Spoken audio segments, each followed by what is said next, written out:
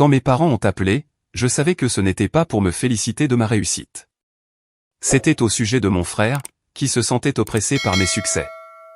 Ensuite, ils m'ont dit de tout abandonner, et j'ai coupé les ponts pour de bon. Avant, je pensais que si je travaillais assez dur, si je faisais profil bas, et si je gravissais les échelons un à un, pendant que d'autres prenaient des raccourcis ou se contentaient de l'aumône, je serais enfin libre. Libre du jugement, de la culpabilisation, et des comparaisons incessantes. Mais ce que personne ne vous dit, c'est que lorsque vous venez d'une famille qui a besoin que vous restiez petit, pour qu'il puisse se sentir grand, le succès ne vous libère pas. Il dessine une cible, en plein sur votre dos. Je m'appelle Nathan. J'ai 27 ans, et je suis ingénieur logiciel dans l'une des plus grandes entreprises de la tech. Le genre d'endroit qui fait exploser votre profil LinkedIn, juste en y ajoutant le logo. Je vis dans un magnifique Penthouse, en centre-ville, avec des baies vitrées, une vue sur les toits, et une machine à café qui coûte plus cher que la voiture que je conduisais à l'université. Sur le papier, j'ai réussi. Mais en coulisses, une toute autre histoire se préparait. Le genre d'histoire à laquelle vous ne croiriez pas, à moins de l'avoir vécue. Et malheureusement, c'est mon cas. Je n'ai pas grandi dans le luxe. On ne m'a rien servi sur un plateau.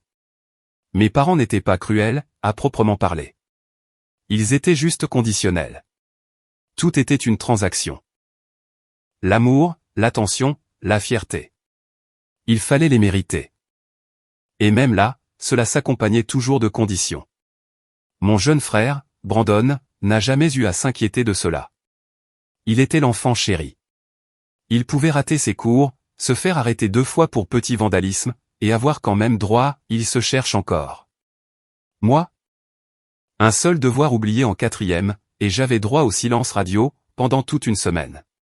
Quand j'ai dit à mes parents que je voulais aller à l'université dans un autre état, ils ont ri. Pas un petit rire, mais un vrai rire à gorge déployée, comme si je venais de dire que je voulais devenir astronaute, à 18 ans. Tu crois vraiment que nous allons contracter des prêts pour ça? Sois sérieux, Nathan. Alors, je suis devenu sérieux. J'ai cumulé 2 emplois à temps partiel, au lycée. J'ai économisé chaque euro. À l'université, je faisais en moyenne 70 à 80 heures par semaine, entre les cours, le soutien scolaire, les livraisons de repas, et les nuits au poste de sécurité. C'est là que je codais sur un vieil ordinateur portable, tout en surveillant des images de vidéosurveillance granuleuse. Je vivais de pilules de caféine, et de burgers à 1 euro. Je ne faisais pas la fête. Je n'avais pas de petit ami. Je dormais à peine. Mais j'ai obtenu mon diplôme en tête de ma promotion, j'ai créé quelques projets annexes qui sont devenus semi-viraux sur J-Hub, et j'ai décroché un stage. Un stage qui m'a, finalement, conduit à mon poste actuel. Je n'ai jamais pris un centime à mes parents, et je ne leur en ai jamais tenu rigueur. Ou du moins, c'est ce que je me disais. Brandon, pendant ce temps, a enchaîné les filières pendant 6 ans, et a abandonné 2 fois. Il n'a jamais eu de vrai travail, juste des petits boulots, que mon père lui dégotait grâce à ses amis. Mes parents n'arrêtaient pas de lui dire de trouver sa passion. Comme si c'était une excuse valable, pour se laisser porter jusqu'au milieu de la vingtaine. Quand il s'est finalement décidé pour une entreprise de photographie, ils l'ont pratiquement financé. Nouvel appareil, espace de studio, ils ont même payé son loyer pendant 1 an, pour l'aider à se lancer. Je me souviens être rentré pour Thanksgiving, à cette époque-là, et avoir vu le nouvel appartement de Brandon. Il y avait des murs en briques apparentes, une toile géante de New York, et un bar à expresso. À ce moment-là, moi, je dormais sur un futon taché, au-dessus d'un restaurant de tacos bruyant. Et quand j'ai fait une remarque sur la beauté de l'endroit, ma mère a simplement répondu, « Eh bien, il poursuit son rêve. » Nathan, c'est difficile, ça aussi. Je n'ai pas cherché à débattre. J'ai juste souri devant ma dinde, et je suis retourné trimer. Il y a quelques mois, après des années à gratter, à économiser, à investir intelligemment, et à saisir quelques bonnes opportunités avec des stock options, j'ai fait le plus gros achat de ma vie. Un appartement moderne au dernier étage, en plein cœur de la ville. C'était tout ce dont j'avais rêvé, pendant ces nuits de galère à l'université. Des lignes épurées, des vues panoramiques, de hauts plafonds, et surtout, un silence absolu. Personne pour crier, aucune culpabilisation, aucun bruit constant venant des voisins du dessus. Juste moi, mon travail, et le doux bourdonnement de la machine à expresso, en fond sonore. Je ne l'ai même pas publié sur les réseaux sociaux. Je ne cherchais pas à me vanter. J'en ai parlé à peut-être 4 personnes. Mon meilleur ami, mon mentor, et oui, ma famille. Je n'allais pas le cacher. Je me suis dit que, pour une fois, il serait peut-être fier. La réaction de mon père a été, au mieux, tiède. Il a demandé combien j'avais apporté comme mise de fonds, quel était le taux d'intérêt, et si j'avais envisagé d'acheter un endroit moins tape à accent grave-l'œil. Ma mère a juste fixé les photos que je lui montrais, avant de lâcher, « Ouah, ça doit être sympa. » Quant à Brandon, il n'a rien dit. Il a fait défiler les photos, a posé le téléphone, et a marmonné quelque chose sur le fait qu'il devait retourner faire des retouches. J'ai laissé couler. Je me suis dit qu'ils étaient juste surpris. Qu'ils ne savaient peut-être pas comment exprimer leur enthousiasme, ou qu'ils se sentaient laissés pour compte. Ce n'est que 2 semaines plus tard, que j'ai reçu le fameux appel. « Nathan, » a dit ma mère, d'une voix étrangement solennelle. « Nous aimerions organiser un dîner de famille. Juste nous, dimanche soir. » J'ai demandé si tout allait bien. Elle a répondu que c'était juste pour discuter, que ce n'était rien de grave. Dès l'instant où je suis entré dans leur maison, ce dimanche-là, cette même maison où j'avais grandi, avec le même escalier grinçant et les mêmes bougies parfumées au citron, je l'ai ressenti. Cette tension, comme si j'étais convoqué, et non invité. Mes parents étaient déjà assis à la table de la salle à manger, l'air tous deux inhabituellement sérieux. Brandon était adossé au comptoir de la cuisine, les bras croisés, la mâchoire crispée. « Nous voulions te parler », a commencé mon père, parce qu'il y a eu des blessures d'amour-propre, dernièrement. Mon estomac s'est noué. Ma mère a croisé les mains, comme si elle dirigeait une séance de thérapie. « Nathan, nous sommes heureux pour toi. Vraiment. Mais nous avons remarqué que ton frère se sent dévalorisé, comme s'il n'était pas à la hauteur. » Brandon ne m'a pas regardé. Il fixait le sol, pendant qu'elle reprenait, « Nous pensons que ça aiderait, si tu revoyais un peu tes ambitions à la baisse. Du moins, pour le moment. » J'ai cligné des yeux. Qu'est-ce que ça veut dire? Mon père s'est éclairci la gorge. Eh bien, cette histoire de pantouse, c'est un peu excessif, tu ne trouves pas? Tu n'as que 27 ans. Tu pourrais prendre un bel appartement, vivre raisonnablement, et économiser davantage. Inutile d'être aussi m'as-tu vu. Vous pensez que je devrais vendre ma maison, ai-je demandé, pour m'assurer d'avoir bien compris. Nous ne disons pas ça directement, s'est empressé d'ajouter ma mère. Pense juste à l'image que ça renvoie, et à ce que ça fait ressentir à Brandon. Il fait des efforts, tu sais. Il a joué de malchance, et voilà que tu débarques, avec ce palais. Brandon a finalement pris la parole, d'une voix sourde. J'ai juste l'impression que tu remues le couteau dans la plaie, mec.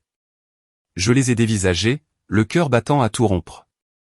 L'espace d'une seconde, je me suis vraiment demandé si je n'étais pas tombé dans une émission de caméras cachées. Il devait forcément y avoir des caméras. J'ai travaillé dur pour cet endroit, ai-je dit calmement. Je ne l'ai pas gagné à la loterie. J'ai tout sacrifié, pendant des années. Et nous ne le nions pas, a rétorqué ma mère, les paumes levées. Mais la famille, c'est une question d'équilibre. C'est veiller les uns sur les autres. Mon père a hoché la tête. C'est une question d'harmonie. Et en ce moment, la dynamique est rompue. Quelque chose s'est brisé en moi, à cet instant. Pas bruyamment, pas d'un seul coup. Juste un petit claquement intérieur, comme un câble qui avait été trop tendu, pendant trop longtemps. Je me suis levé, sans précipitation, et j'ai dit, merci pour le dîner. Je travaille demain matin. Je n'ai pas crié. Je n'ai pas juré. Je n'ai pas argumenté. Je suis simplement parti, je suis monté dans ma voiture, et je suis rentré dans mon palais. Là, je suis resté assis en silence pendant 1 heure, à fixer la ligne d'horizon. J'avais passé une décennie entière à courir après une chimère. J'aimerais pouvoir dire qu'après ce dîner de famille, celui où mes parents m'ont poliment suggéré de vendre ma maison car elle rabaissait mon frère, les choses se sont calmées. Je pensais avoir clairement posé mes limites. Je croyais qu'en partant sans faire d'esclandre, le message serait passé. Mais, au contraire, ça a empiré la situation. C'était comme si j'avais insulté une hiérarchie tacite, en refusant de me faire tout petit. Au cours des semaines suivantes, la tension est montée d'une façon totalement imprévisible. C'était subtil au début, puis beaucoup moins. Tout a commencé par des SMS. Au départ, ils étaient assez inoffensifs. Ma mère me transférait des annonces de lofts abordables en centre-ville, avec des petits mots du genre, tu vois, celui-ci est plus modeste, mais il reste mignon. Ou encore, ne serait-ce pas sympa d'avoir des voisins plus proches de ton âge? Je n'ai pas répondu. Ensuite, les tentatives de culpabilisation ont fait leur apparition. Brandon ne dort pas bien en ce moment. Il n'arrête pas de se comparer à toi, ça me brise le cœur. Ou alors, mon préféré, la réussite ne vaut rien, si elle déchire une famille. J'ai ignoré cela aussi. C'est à ce moment-là que les autres s'en sont mêlés. Ma tante m'a appelé à l'improviste, alors que je ne lui avais pas parlé depuis plus d'1 an. Elle s'est lancée dans un monologue, faussement inquiet, pour me dire à quel point tout le monde était fier de moi. Mais que, peut-être, je devrais réaliser combien il devait être dur, pour Brandon, de vivre constamment dans mon ombre. Tu as toujours été le plus fonceur, a-t-elle dit doucement, comme si j'avais accaparé l'ambition de manière injuste. Lève peut-être un peu le pied, pour le bien de tous. Lever le pied pour le bien de tout, ai-je répété. Je lui ai demandé si elle serait prête à dire à Brandon, de lever le pied sur le parasitisme. Elle n'a pas du tout apprécié. Après cet épisode, ma mère a tenté une approche différente. Elle m'a invité à déjeuner, juste tous les deux. Pas de père, pas de Brandon. J'étais sceptique, mais curieux. À mon arrivée, la table était déjà mise, les pâtes bouillaient sur la cuisinière, et ma mère sortait le grand jeu, avec son tablier et son plus beau sourire. Elle a papoté de la météo, du chien d'un nouveau voisin, et de quelques potins aléatoires. Jusqu'à ce qu'enfin, elle fasse glisser un dossier Kraft sur la table. Qu'est-ce que c'est, ai-je demandé. Juste une idée à envisager. À l'intérieur, il y avait des brochures. Des centres de thérapie, et plus précisément, des services de conseil familial. Elle s'est assise en face de moi, arborant cette expression de pitié étudiée, qui signifiait toujours qu'elle pensait faire preuve de générosité. Je crois que nous avons tous besoin de guérir, a-t-elle déclaré. Tu es tellement en colère, ces derniers temps. J'ai éclaté de rire. C'était plus fort que moi. Je suis en colère? Tu as quitté le dîner en trombe, Nathan. Parce que vous m'avez demandé de vendre ma maison, pour protéger l'ego de Brandon. Parce que nous essayons de t'aider à prendre du recul. Ce déjeuner s'est terminé là, et je suis parti au beau milieu d'une bouchée. À la suite de cela, la guerre était déclarée. Brandon s'est mis à débarquer chez moi, sans y être invité. Il m'envoyait un message 5 minutes avant, ou pas du tout. La première fois, il a sonné à l'interphone. Il prétendait être en centre-ville pour une séance photo, et avoir besoin de monter pour recharger son matériel. J'ai dit non. Il a sonné encore, et encore. Je l'ai ignoré. 20 minutes plus tard, j'ai regardé les caméras de l'immeuble sur mon téléphone. Il était toujours là, faisant les 100 pas dans le hall, visiblement très agacé. Le lendemain, j'ai reçu un message furieux de mon père. La famille, c'est être là les uns pour les autres, pas claquer la porte au nez des gens. J'ai répondu, la famille, c'est aussi savoir respecter des limites. Aucune réponse. La semaine suivante, Brandon s'est encore pointé. Cette fois, il a apporté du café et des beignets, comme s'il s'agissait d'une visite de courtoisie. Je l'ai intercepté dans le hall, avant qu'il ne puisse monter. Je me suis dit que j'allais apporter le petit déjeuner, a-t-il lancé, en levant le sac. Je travaille, ai-je dit. Tu travailles tout le temps. Parce que c'est comme ça que je suis arrivé ici. Il m'a fixé du regard, puis a balancé le sac sur le comptoir d'accueil, avant de s'éloigner. Il n'a pas ajouté un mot. Et je n'ai pas mangé ses beignets. Je n'ai plus eu de nouvelles de lui, pendant un certain temps. Le silence radio total, de la part de toute la famille. Je mentirais en disant que cela ne m'a pas affecté. J'ai essayé de me concentrer sur le travail. Des journées à rallonge, des projets personnels, la gestion de mes équipes. Mais le silence devenait parfois assourdissant. Cette petite voix qui murmure, peut-être que le problème, c'est vraiment toi. Tu aurais peut-être pu gérer ça autrement. Et puis, la trahison est arrivée. C'était un samedi matin.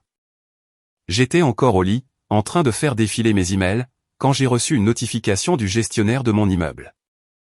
Bonjour Nathan. Juste un petit mot pour vous prévenir que votre frère a déposé ses tirages photographiques, pour l'exposition dans le hall. Nous les installerons dans la journée. J'ai fixé le message, totalement abasourdi. Mon immeuble organisait souvent des roulements d'œuvres d'art locales dans le hall, des photos, des sculptures, des peintures. J'avais même recommandé quelques amis, de l'époque de l'école d'art. Mais je n'avais proposé personne récemment, et je n'avais absolument pas inscrit Brandon. J'ai répondu, pardon, quel tirage? Le gestionnaire a expliqué, Brandon m'a dit que vous aviez donné votre accord. Il a affirmé que vous vouliez soutenir son travail, et que le hall serait l'endroit parfait. Il avait déjà accès à l'ascenseur, alors ça m'a semblé crédible. J'ai bondi de mon lit, j'ai enfilé un survêtement, et j'ai dévalé les escaliers. Et elles étaient bien là. 4 immenses toiles photographiques, appuyées contre le mur du hall, prêtes à être accrochées. Des portraits stylisés en noir et blanc, une ambiance sombre et dramatique, exactement la patte de Brandon. Mais ce qui m'a glacé le sang, c'étaient les légendes. Imprimées en gras, dans une police élégante, sous chaque image, le succès n'est pas toujours mérité. Le privilège déguisé. Certains grimpent sur le dos des autres. Les pantouzes ne sont pas tous défoyés. Je suis resté pétrifié. Mes mains se sont mises à trembler.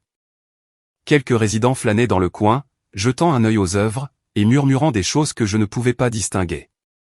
L'une d'elles, une dame âgée du 14e étage, m'a même adressé un sourire. Elles sont puissantes, a-t-elle déclaré. Très brute. Qui est l'artiste? Je n'ai pas répondu. J'en étais incapable. Je suis allé directement au bureau du gestionnaire, et j'ai exigé qu'elle soit retirée sur le champ. Il m'a regardé d'un air confus, mais il s'est exécuté. Brandon n'a pas répondu à mes appels. Ni ce jour-là, ni le lendemain. Finalement, j'ai pris ma voiture pour me rendre chez mes parents. J'ai frappé à la porte, le cœur battant. Ma mère a ouvert, comme si elle m'attendait. Nous ne voulions pas te contrarier, a-t-elle lâché, avant même que je ne puisse dire un mot. Vous étiez au courant. Elle n'a pas répondu. Je l'ai bousculée pour entrer dans le salon. Brandon était assis sur le canapé, les pieds sur la table, en train de faire défiler son écran de téléphone. Tu as usurpé mon identité, ai-je craché. Tu t'es introduit dans mon immeuble, sous de faux prétextes. C'était de l'art, a-t-il répliqué d'un ton neutre. Non, Saction était un coup bas. Il a fini par lever les yeux. Son visage était de marbre. Tu as clairement montré que tu te moquais de cette famille. Je ne faisais que te rendre l'appareil. J'en suis resté sans voix. Pas à cause de ces mots, mais par la facilité avec laquelle il les avait prononcés. Comme si tout cela bouillonnait en lui, depuis des années. Et maintenant qu'il avait trouvé un moyen de me blesser, il ne s'était jamais senti aussi vivant. Tu aurais pu demander de l'aide, Brandon. Il a ricané. Tu ne proposes jamais d'aide. Tu étales ta richesse. Tu crois que, parce que tu as souffert, tu as le droit de prendre tout le monde de haut. Je ne te prends pas de haut, ai-je affirmé. Et c'était vrai, mais j'aurais peut-être dû le faire. C'est la dernière chose que je lui ai dite, avant de partir. Je n'ai pas claqué la porte. Je n'ai pas crié. Mais quelque chose s'était métamorphosé en moi, ce jour-là. Quelque chose de définitif. Je n'étais plus en colère. Je n'étais plus triste. J'en avais tout simplement fini. Du moins, c'est ce que je croyais. Car, 2 jours plus tard, j'ai reçu une lettre. Une vraie lettre manuscrite, de la part de mon père. Et ce qu'il y avait à l'intérieur, faisait passer tout le reste pour un simple échauffement. Si vous voulez savoir ce que contenait cette lettre, je vais vous le dire, mais accrochez-vous. Ça change absolument tout. La missive est arrivée un mardi. Je m'en souviens, car je venais de terminer un appel avec mon chef de projet, et j'hésitais entre me préparer à manger, ou passer directement à mes réunions de l'après-midi. Je n'attendais rien de particulier. Je recevais rarement du vrai courrier, à part des factures, ou de temps en temps, un prospectus immobilier. Mais cette lettre dénotait. Une enveloppe crème, du papier épais, et mon nom, tracé avec l'écriture carrée si caractéristique de mon père. Aucune adresse d'expéditeur. Quelque chose en elle m'a noué l'estomac. Je me suis assis sur le rebord du comptoir de la cuisine, j'ai ouvert l'enveloppe avec un couteau à beurre, et j'ai déplié les 2 pages qui s'y trouvaient. L'écriture était familière et régulière. Pourtant, chaque mot a résonné comme un coup de poing au ventre. Non pas parce qu'elle était cruelle. J'aurais presque préféré qu'elle le soit. Mais parce qu'elle était délibérée, froide et calculée. Comme s'il avait répété chaque phrase dans sa tête, avant de la coucher sur le papier, sachant pertinemment l'effet qu'elle produirait. Il a commencé par ce qui ressemblait à de l'empathie. Nathan, j'ai toujours admiré ta discipline. Ta capacité à faire abstraction des distractions. Pour poursuivre tes objectifs. Ce n'est pas facile à faire. Et je suis fier de toi. Nous le sommes tous les deux. Mais il y a quelque chose de bien plus important que la réussite. C'est l'équilibre. La famille. Puis, il a changé de ton. J'ai discuté avec ton frère. Il traverse une période difficile en ce moment. Tes choix récents ont empiré les choses. Que ce soit intentionnel ou non, tu as créé un fossé entre toi et cette famille. Ton ton, ton attitude, et ton mode de vie, tout cela envoie un message clair. Un message qui hurle. Je vaux mieux que vous. Ce message a profondément blessé ton frère. Et cela a forcé ta mère et moi, à réévaluer la façon dont nous devons avancer, en tant que famille. C'est là qu'il a lâché la bombe. À compter de cette semaine, nous avons décidé de restructurer temporairement le fonds de la famille. Le fonds. Je ne savais même pas qu'il y avait un fonds de la famille. Mes parents n'étaient absolument pas riches. Au mieux, ils appartenaient à la classe moyenne. Cependant, je savais que mon grand-père possédait des terres dans le nord de l'État, qui avaient été transmises à son décès. Des hectares de forêt vierge, valant bien plus que ce que la plupart des gens imaginaient. J'avais toujours supposé qu'on les gardait pour la retraite, ou peut-être pour une future urgence familiale. Mon père n'en parlait jamais en détail. C'était l'un de ces sujets du type « on en discutera un jour », constamment enterré sous les banalités, et les matchs de football. Apparemment, ce fameux jour était arrivé. Mais sans moi. Il poursuivait, nous avons nommé Brandon comme bénéficiaire principal, pour les 5 prochaines années. Ce n'est pas du favoritisme. C'est une question de besoin. Nous espérons que tu comprendras qu'il ne s'agit pas d'une punition. C'est une mesure de protection. Pour la famille. Si tu es prêt à faire un pas vers nous, cela peut changer. Mais si tu continues sur ta lancée actuelle, tu risques de nous forcer la main, à long terme. La porte est toujours ouverte, mais la fenêtre de tir l'est aussi. J'ai lu la lettre 2 fois, 3 fois. À chaque lecture, elle avait moins de sens, et me faisait un peu plus mal. Ce n'était pas une question d'argent. Pas vraiment. C'était le fait d'être rayé de la carte, symboliquement et littéralement. Toute ma vie, j'avais essayé de respecter les règles. Travailler dur, être responsable, rester humble. Je n'avais jamais rien demandé, pas une seule fois.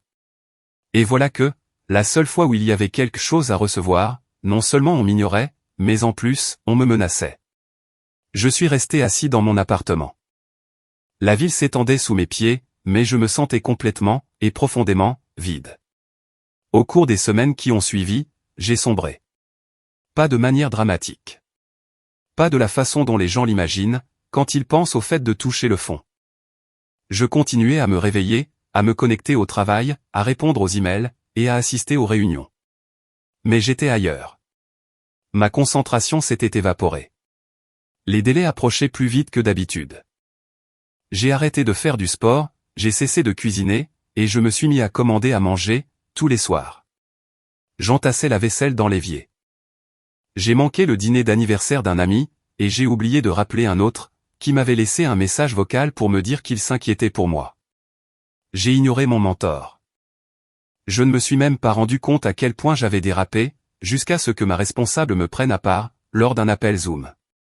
Nathan, a-t-elle dit doucement, ça ne te ressemble pas, j'ai voulu mentir, dire que j'allais bien. Mais à la place, j'ai simplement répondu, je sais.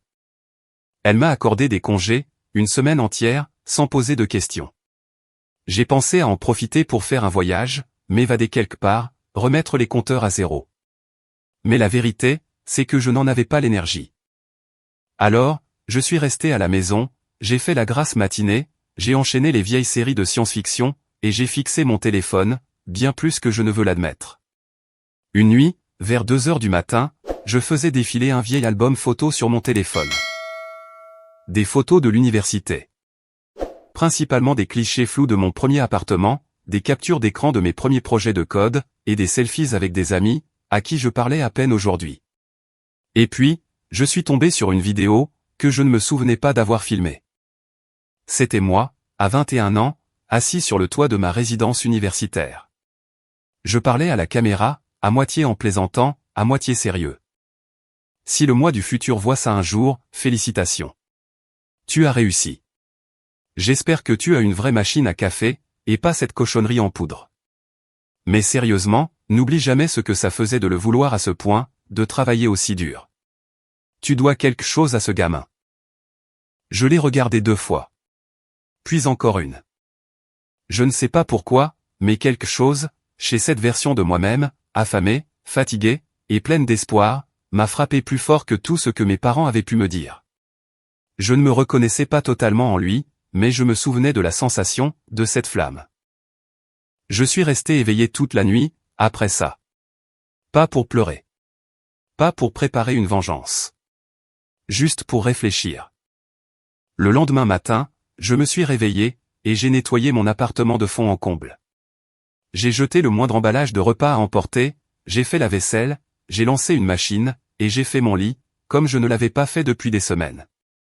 Ensuite, je me suis assis à mon bureau, j'ai ouvert un document vierge, et j'ai commencé à rédiger quelque chose, que je n'avais pas écrit depuis des années. Un concept de produit. Pas pour le travail, pas pour quelqu'un d'autre. Juste pour moi. C'était une idée que j'avais eue, il y a une éternité. Un outil destiné aux indépendants, pour suivre leurs revenus, leurs dépenses, et leurs contrats, sur un seul tableau de bord épuré. Je l'avais mise de côté, à mes débuts dans l'entreprise, en pensant que je n'aurais pas le temps. Mais à présent, j'avais besoin de quelque chose, qui m'appartienne de nouveau. Quelque chose qui me rappelle qui j'étais, avant de laisser leur voix s'immiscer dans ma tête. J'ai construit un prototype en 2 semaines. Rien d'extravagant, juste une interface minimaliste, et un peu de logique en arrière-plan. Mais ça fonctionnait. Et plus important encore, cela m'a redonné un but. Je n'en ai parlé à personne. J'ai continué à y travailler le soir, tout en reconstruisant mon emploi du temps, petit à petit. J'ai repris mon journal de bord, la préparation de mes repas, et le sport. J'ai recommencé à participer aux réunions d'équipe, avec de vraies contributions. Ma responsable l'a remarqué, ainsi que quelques collègues. Ils ont recommencé à me confier des tâches plus importantes, des problèmes plus complexes. Je les ai surmontés, calmement et avec constance. Et, pour la première fois depuis très longtemps, je n'avais plus l'impression de courir après une quelconque approbation. Je n'essayais d'impressionner personne. Je me contentais de vivre. 1 mois a passé, puis 2. J'ai arrêté de surveiller les réseaux sociaux de Brandon. J'ai mis la discussion de groupe familial en sourdine. Je me suis dit que je reprendrais contact quand je serais prêt, quand j'en aurais envie, et pas une seconde avant. Un jour, en rentrant, j'ai trouvé un mot scotché sur ma porte. On peut parler? Pas d'enveloppe, pas de SMS. Juste 3 mots. Je l'ai fixé pendant un long moment.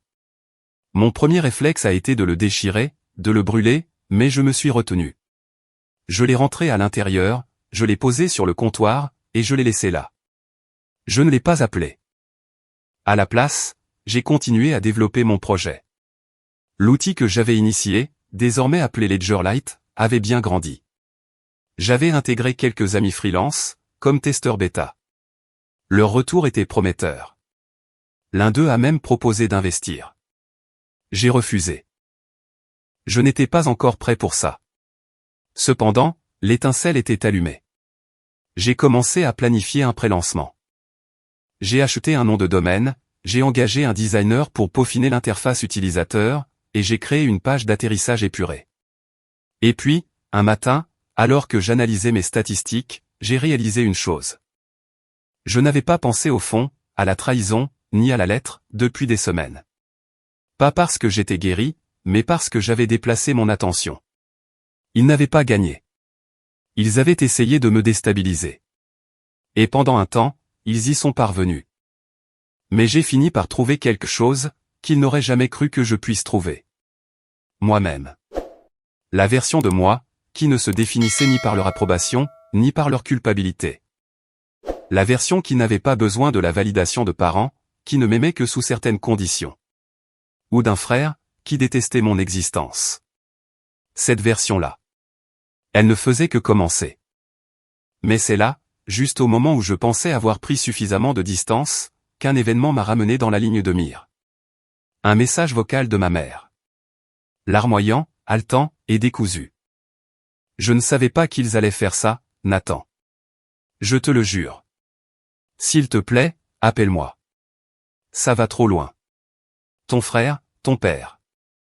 Je ne peux pas arranger ça toute seule. C'est à ce moment-là, que j'ai su que quelque chose avait changé. Quelque chose d'énorme. Et cette fois, je n'allais pas tourner les talons. J'allais riposter, mais à mes propres conditions. Je ne l'ai pas rappelé tout de suite. Ça peut paraître cruel, surtout après un message vocal aussi riche en émotions.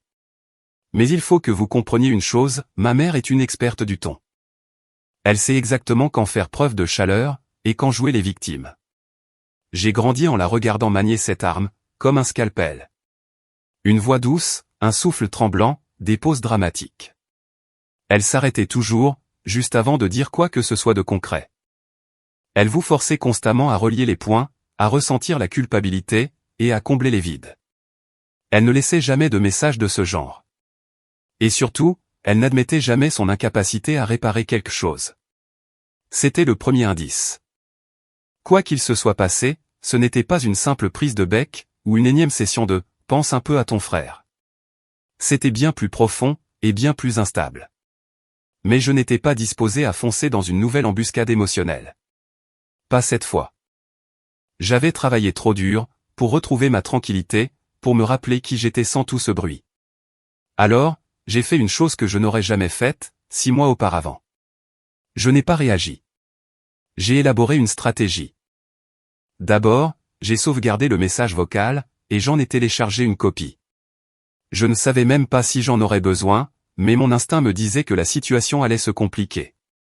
Ensuite, j'ai envoyé un message rapide à quelqu'un, à qui je n'avais pas parlé depuis très longtemps.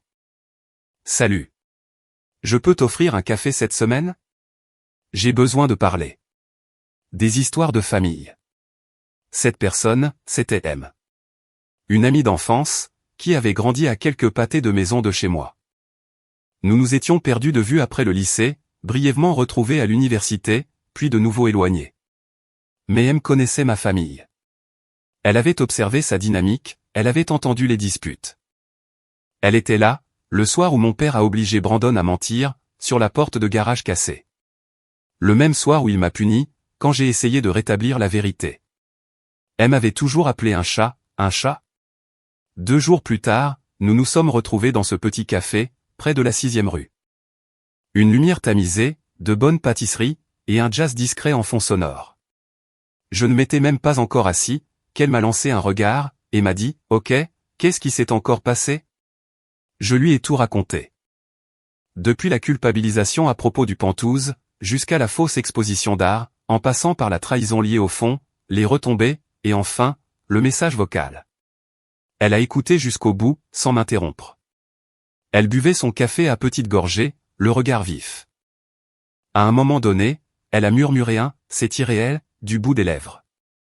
Quand j'ai enfin terminé, elle s'est penchée en avant, et a déclaré « Ils sont en train de te saigner, Nat. » Émotionnellement, plutôt que financièrement.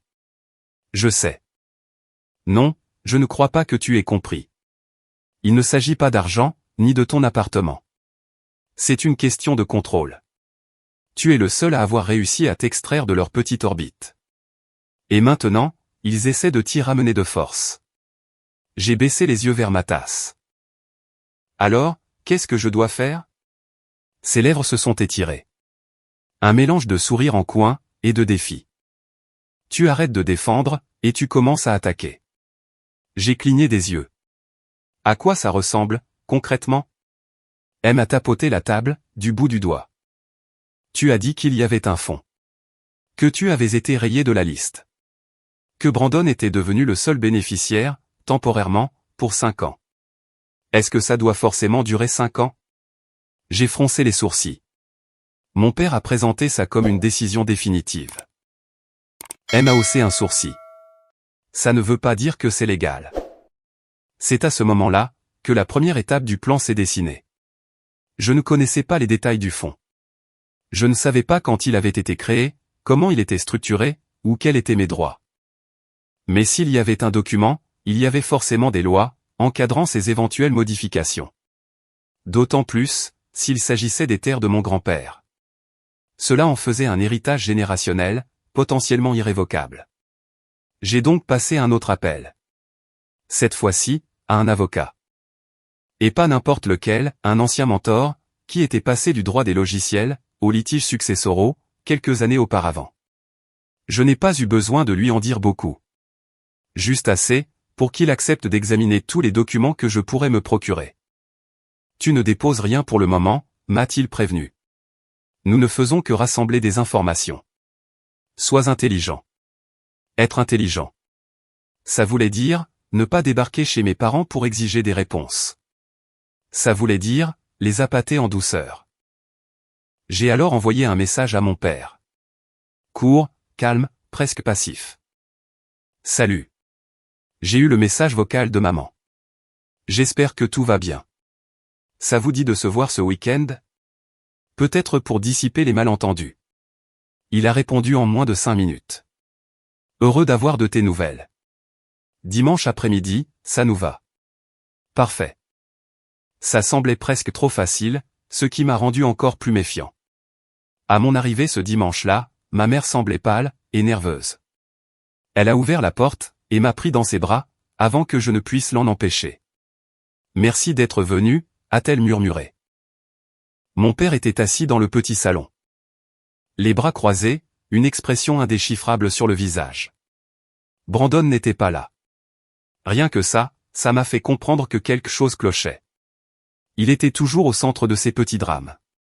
Nous avons échangé quelques banalités. Le thé, les amuse-bouches, la météo. Puis, j'ai demandé avec désinvolture, alors, qu'est-ce qui se passe? Ils ont échangé un regard. Mon père s'est éclairci la gorge. Ton frère traverse une mauvaise passe. J'ai attendu. Il a contracté un prêt commercial l'année dernière, a-t-il poursuivi. Pour agrandir son studio. Il a acheté du matériel, et loué un deuxième local. C'était une nouvelle, pour moi. Il a pris du retard dans ses remboursements, il n'a pas respecté les échéances. Il y a des problèmes juridiques, en ce moment. Quel genre de problèmes juridiques? Ma mère a grimacé. Il a fait défaut de paiement. Le prêteur menace de saisir ses biens. Je me suis adossé à mon siège. Et en quoi cela me concerne-t-il? D'autres regards furtifs. Mon père a fini par l'avouer. Il a utilisé une partie du fonds, comme garantie. Mon estomac s'est effondré. Il a fait quoi? Ma mère est intervenue précipitamment. Ce n'était pas la parcelle principale. Juste un petit morceau, quelques hectares. Il pensait pouvoir faire un bénéfice rapidement. Quelle partie? Ai-je demandé sèchement. La Crétais, a marmonné mon père. C'était la portion la plus facile à aménager. Celle qui a un accès à la route. Je ne savais même pas qu'il avait le droit de faire ça, ai-je rétorqué. Il n'aurait pas dû, s'est hâté de répondre ma mère. Mais avec ton père.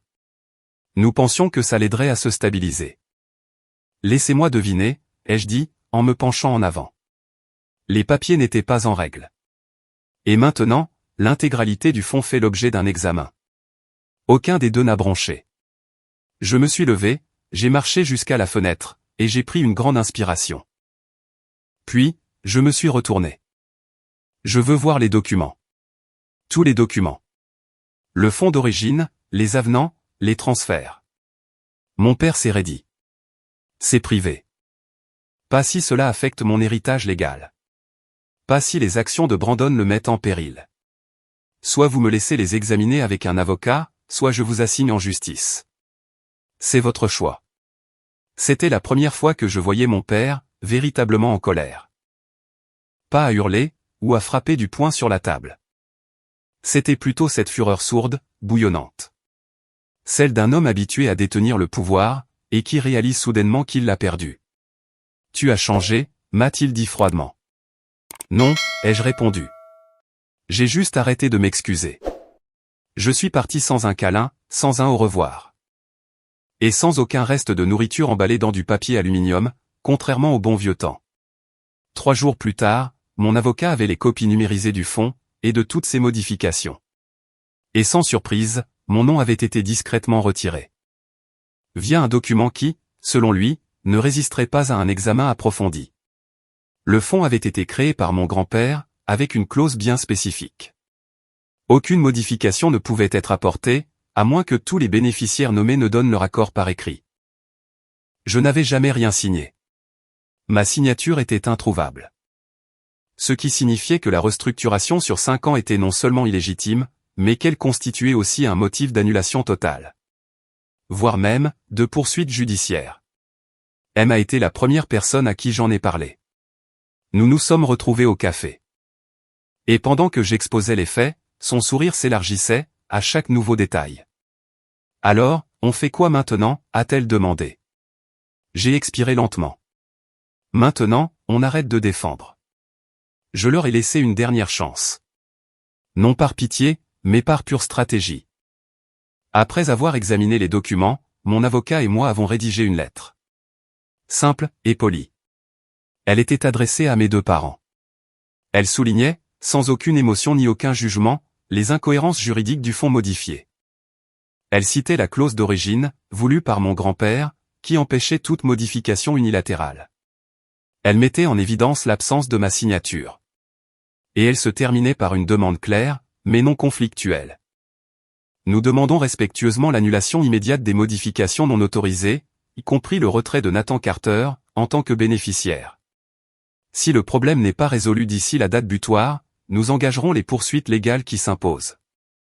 La date limite était fixée à 2 semaines plus tard. Je n'ai eu aucune nouvelle, pendant 13 jours. Pas de SMS, pas d'appel, personne ne venant frapper à ma porte. Juste le silence. Le genre de silence qui s'installe, juste avant la tempête. Le 14e jour, j'ai reçu un email. Il venait de mon père. Aucune salutation, aucune excuse. Juste un fichier PDF, et ces quelques mots, le fonds a été modifié, et restauré dans sa forme originale. L'autorité de Brandon a été révoquée. Tu es réintégré. Considère cette affaire comme close. J'ai montré l'email à mon avocat. Il a souri. C'est réglé. Tu as gagné. Mais ça, ce n'était pas la vengeance. C'était juste le coup de semonce. Parce que le problème, c'était ça, il pensait que l'affaire était terminée, juste parce que la paperasse avait été corrigée. Ce qu'ils ne réalisaient pas, c'est l'ampleur des dégâts qu'ils avaient déjà causés. Pas sur mes finances, mais sur mon nom, ma confiance, et ma réputation. Vous vous rappelez l'exposition de photos, que Brandon a essayé d'installer dans le hall de mon immeuble? Celle où il s'est faufilé chez moi, pour afficher des légendes diffamatoires. Celle du genre, le privilège déguisé, et, les pantous ne sont pas tous des foyers. Eh bien, je n'avais pas oublié non plus. Et maintenant que la menace juridique était écartée, j'avais l'énergie et la motivation nécessaires, pour m'assurer que Brandon retienne lui aussi la leçon. J'ai commencé doucement. J'ai envoyé un message privé à la directrice d'une galerie d'art. Je la connaissais par l'intermédiaire d'un ami commun, et Brandon essayait de la courtiser, depuis des mois. Je lui ai envoyé les photos que Brandon avait voulu accrocher dans mon immeuble, avec un petit mot. Je me suis dit que vous devriez voir le genre d'œuvre qu'il tente d'imposer, sans aucun consentement. Elle a répondu 2 heures plus tard. Merci. Ça dépasse les bornes. Nous n'allons pas donner suite avec lui. Ensuite, je suis passé à son bail. Vous vous souvenez du 2e studio, qu'il avait loué pour s'agrandir? Grâce à quelques recherches en ligne, et à une publication LinkedIn qu'il avait faite des mois plus tôt, j'ai fini par identifier l'immeuble. Je n'ai pas contacté le propriétaire directement. Je n'en avais pas besoin. J'ai appelé un ami, qui travaillait pour une agence d'immobilier d'entreprise dans le secteur. Je lui ai donné le nom de la société de Brandon, et je lui ai demandé si le locataire avait déjà fait des retards de paiement, ou s'il avait essayé de sous-louer. Mon ami a rigolé. Ouais, ce type est un désastre. Il n'a rien payé depuis 2 mois. Il veut renégocier le bail, mais il ne renvoie jamais les papiers. Je n'ai rien dit de compromettant. Je n'ai pas insisté, mais la conversation a fait son chemin, jusqu'aux oreilles du propriétaire.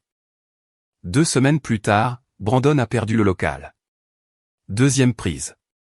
Enfin, je m'en suis pris à sa véritable monnaie d'échange, son image. Brandon s'était bâti une modeste communauté sur les réseaux sociaux. Il se présentait comme un créatif visionnaire. 12 000 abonnés sur Instagram. Une esthétique soignée, des citations inspirantes, et des vidéos des coulisses, soigneusement filtrées. J'ai créé un faux compte, je me suis abonné à sa page, et j'ai attendu. Peu de temps après, il a publié une nouvelle série de photos, intitulée « L'art de l'ascension ». Les légendes parlaient de surmonter l'adversité, de bâtir son entreprise sans demander l'aumône, et de courir après le succès sans jamais compromettre ses valeurs. J'ai fait une capture d'écran de la publication. Puis, j'ai mis en ligne un montage côte à côte. La publication, comparée à un scan de la lettre que mon père m'avait envoyée quelques mois plus tôt. Celle où il avouait que Brandon avait utilisé le fonds comme garantie, pour obtenir son prêt commercial. Je n'ai inclus aucune information d'identification. Pas d'adresse, pas de document complet. Juste une légende, curieuse définition de sans l'aumône. Puis, j'ai laissé Internet faire son travail. 3e prise.